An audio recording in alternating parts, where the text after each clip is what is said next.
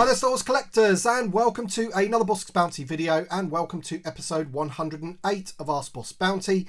This is of course a weekly series where you ask me questions in the comment section below, and every week I do my very best to answer them for you. So if you do have a question for next week's episode, please leave it in the comment section below, and hopefully you will be featured next week. I do just want to do a couple of shout outs before we do get on to the questions, and the first one is for ecollectibles.ca. They are a collectibles website in Canada. And basically, I'm pretty sure that they were the first people to reveal the new wave in hand. They actually had them in stock. So I contacted them to try and get them as quickly as possible to review for you guys. And they were very kind enough to send them out that very day.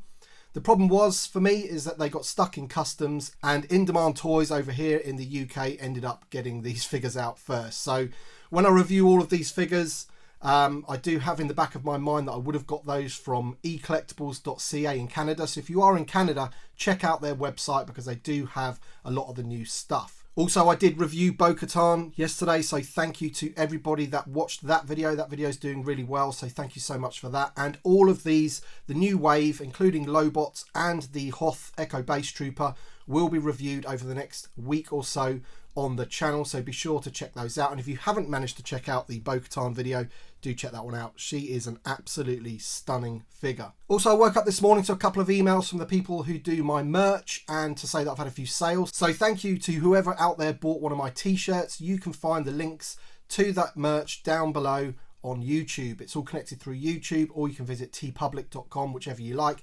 We've got the Bossk Bounty t-shirts, back TVC mugs, all that kind of stuff. So if you want to buy yourself something for Christmas, you know where to look. Also, this may be a slightly shorter video today with less questions because I am rushed for time. I am going to Farthest From, which is a toy show here in the UK. I'm going to meet Matt from the Universal Collector and some other guys as well, and hopefully pick up some vintage Star Wars. So that's going to be pretty cool. So with all that being said, let's get straight on to the first question. Patreon supporter Josh Butt says, Tim, question for next week. In the light of the numbering situation with the Maldo Crease dual pack, do you think Hasbro is intentionally or unintentionally causing duplicate numbering on their Walmart exclusive products? I know that numbering is much more important to collectors than to them, but having a second issue with a Walmart exclusive is quite a coincidence. Take care, my friend. It does seem a little bit like that, because I think the last issue that we had was with the Incinerator Trooper and the Din Djarin having the same number, and they didn't actually correct that one though, did they? So they just ended up releasing 176 separately, which was, I believe, ARC Trooper Echo, I think it was, later on in the line. So they didn't really go back and correct that one, but I can see what you're saying, but I don't think it's an intentional thing. I think it's just a bit of a cock-up at the end of the day. And to be honest, I'm not going to say I like these cock-ups, but what it certainly does is it kind of makes them a little bit more collectible. So for example, if you look at the Princess Leia in her Yavin ceremony, I think anyone that's got the VC164, which she shares the number with Cara Dune, that's probably the rarer of the two, and then she got corrected to VC150. And as it goes, that wasn't a Walmart exclusive, that was just part of the main line. So I don't know, man. I don't think they do it intentionally. I just think it's just one of those things, human error and all that kind of stuff. Christopher Barton says, great episode this week. Question for next week. With the reveals of Inquisitors in Kenobi series, concept art, and the casting of Sabine Wren in the Ahsoka series, do you think there are good odds of getting these characters in the vintage collection sometime in 2022? I don't know about 2022 for Ahsoka, because I think that series drops in 2023, so you won't see anybody from that until then. 2022 with Kenobi, I would hope that we will at least get Kenobi and the main villain from that series, and if the main villain is going to be one of the Inquisitors, then that will be absolutely awesome. As for Sabine Wren, yeah, she apparently is going to be in the Ahsoka series. As I mentioned, that's probably going to be 2023. And hopefully, you know, that does open up the Rebels characters, because I believe Ezra might be in that series as well. So if you're going to get two of them, Sabine Wren and Ezra, then that might open the doors to get the other characters as well. Timber416 says, great show, boss. Question for next week. What is the best way to submit a suggestion for HasLab project? Well, I don't think there's an official way that you can submit a suggestion, but what I would say is that hang around the places where Hasbro look. Their team look for information and see what the community is doing, and that is in the comment sections of some of the main players in the community. I've heard Patrick mention Rebel Scum forums, for example, Bantha Skull.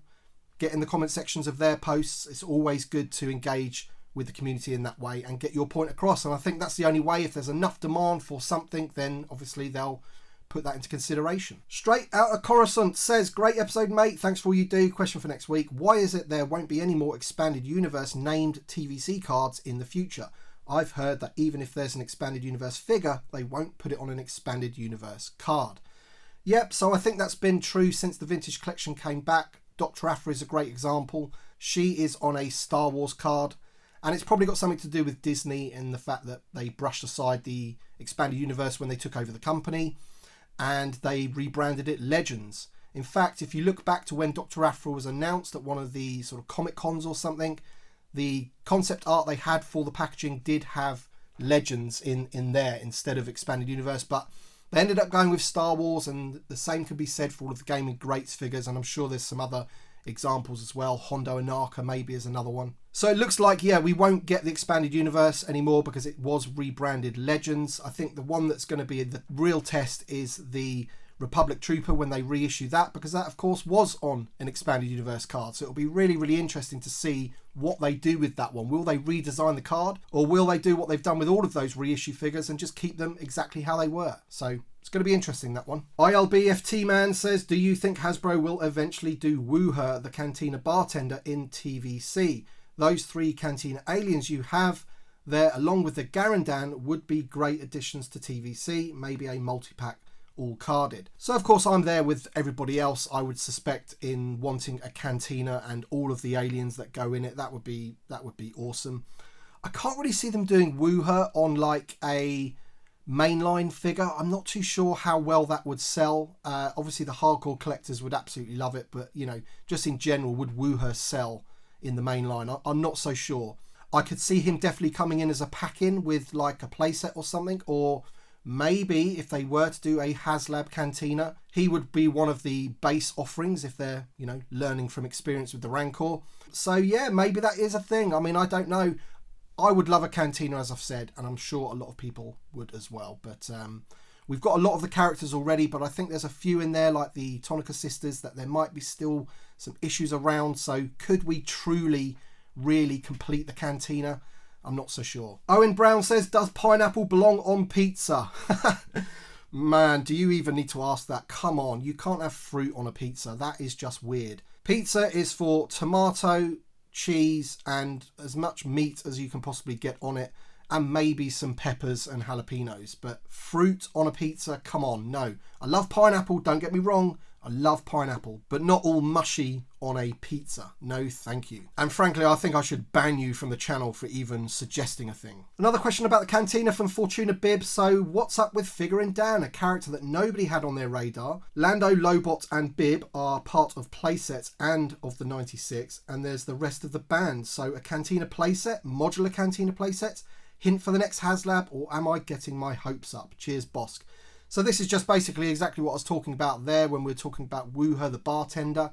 Things do kind of seem to be lining up a little bit, don't they? I mean, Figuring Dan, that was a strange choice, I've got to say. And I think it's come about because of the 4-packs. I don't think that they would have made that figure just to sell once on a card. I really, truly believe that you're probably going to end up getting the whole band in like a 4-pack or something like that.